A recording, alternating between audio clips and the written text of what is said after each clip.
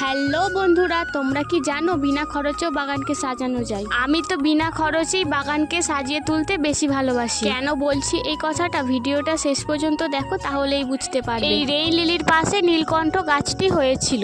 মনে হয় আগের বছরে নীলকণ্ঠ গাছের দানা থেকেই এই গাছ দুটি হয়েছে। তাই ভাবলাম গাছটিকে তুলে অন্য জায়গায় বসিয়ে আমার বাগানটাকে আরো সৌন্দর্যময় করে তুলি। তো যেমন ভাবনা তেমন কাজ, একটা তারকে গোল রিং বানিয়ে ফেললাম। তারপর গোল রিংটাকে টবের মধ্যে বসিয়ে সেট আপ করে নিলাম। এবার নীলকণ্ঠ গাছ দুটিকে টবের মধ্যে বসিয়ে এই রিং এর মধ্যে গাছ দুটিকে গোল গোল পাক খাইয়ে দিলেই হয়ে গেল। এবার তোমরাই ভাবো যখন ফুল ফুটবে তখন কত সুন্দর লাগবে এই গাছটাকে। এই গাছটিকে তো আমি নীলকণ্ঠ আর অপরাজিতা নামে চিনি, তোমরা কি নামে চেনো কমেন্টে জানিও। যখন ফুল ফুটবে এর সৌন্দর্য তোমাদেরকে দেখাবো। আজকের মতো আসি, তাহলে দেখা হচ্ছে অন্য কোনো ভিডিওতে। আর তোমরা যদি আমার চ্যানেলে কেউ নতুন হয়ে থাকো, চ্যানেলটি সাবস্ক্রাইব করে দিও।